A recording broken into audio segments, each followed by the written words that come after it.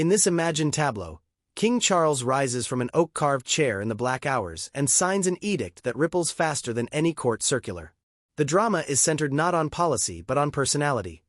King Charles, portrayed here as both sovereign and strategist, chooses to reconfigure the ceremonial architecture of the palace by rescinding a title long associated with public ceremonies. The focal point of the fiction is Queen Camilla, who in this invented account finds her style and duties reframed overnight. The scene is rendered with sensory detail, the crinkle of official parchment, the muffled footfalls of aides, the hush that descends in a state dining room accustomed to ritual, so readers can feel how symbolism translates into consequence.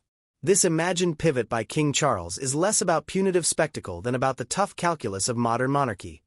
How to protect institutional integrity while navigating the tenderness of private relationships, here personified by Queen Camilla. Beneath the theatrical gesture lies an emotional core. The decision, in this satire, is interpreted by many as a painful but deliberate attempt by King Charles to draw clearer lines around roles and expectations. The fictional narrative shows Queen Camilla reacting with a blend of wounded dignity and pragmatic acceptance, negotiating her identity now that the title that once conferred precedence and ceremonial weight has been withdrawn. The subtext is universal.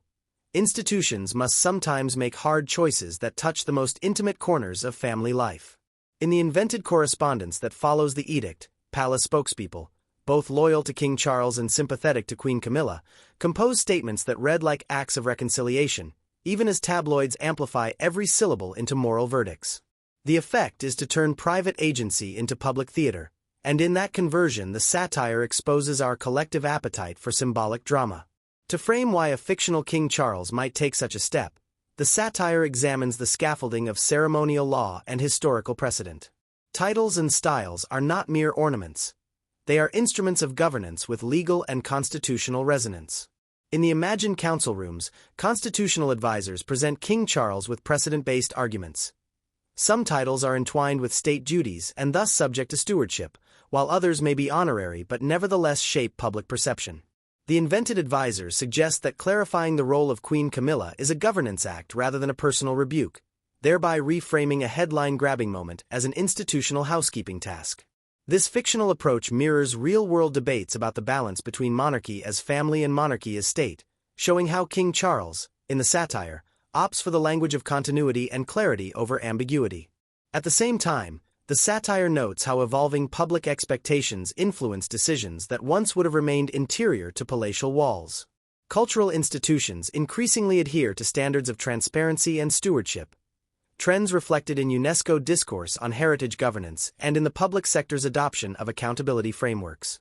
In the imagined drama, King Charles is portrayed as responsive to these trends, choosing to reassign duties and clarify precedents for reasons that include reputational risk management as well as constitutional clarity. Queen Camilla, whose public profile has been shaped by decades of scrutiny, becomes a case study in how individual identity can be recalibrated within an institution that prizes symbolic coherence.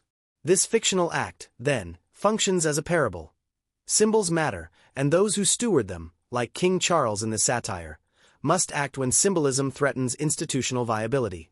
No palace drama is complete without its ecosystem of amplification, and the satire devotes careful attention to that combustion.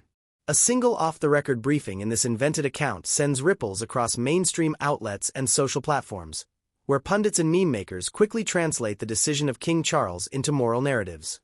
Media researchers at institutions such as the Reuters Institute and Pew have documented how stories about elites accelerate across platforms. The satire borrows their insights to explain the velocity with which the imagined decree about Queen Camilla becomes a global talking point.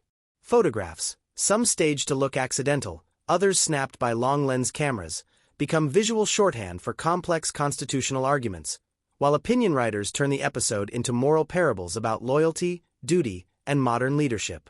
The fictional narrative also explores tactics used in modern reputation management. Carefully timed statements, private conciliatory gestures, and the choreography of public rituals designed to re-anchor the story in service and continuity.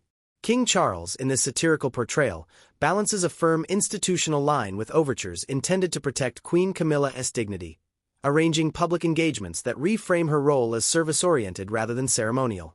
The piece points to the importance of long-form journalism and authoritative analysis in shaping public understanding. Content that provides context and cites reputable research tends to outlast fleeting headlines. From an SEO perspective, this is crucial. Readers searching for clarity about King Charles and Queen Camilla will linger on pages that offer depth, narrative cohesion, and sourceable analysis, thereby signaling quality to search engines. In the aftermath of the fictional decree, the satire posits a sequence of restorative measures that combine legal clarity with human empathy. King Charles convenes legal and cultural stewards to catalog ceremonial responsibilities, transferring some functions to institutional bodies while preserving opportunities for Queen Camilla to maintain a visible philanthropic role. This pragmatic reshaping reflects modern crisis communication theory. Transparency, accountability, and constructive redirection yield better long-term reputational outcomes than defensive opacity. The imagined Queen Camilla, in response, pivots toward charitable initiatives that emphasize cultural stewardship and social cohesion, thereby converting potential marginalization into a platform for purposeful engagement.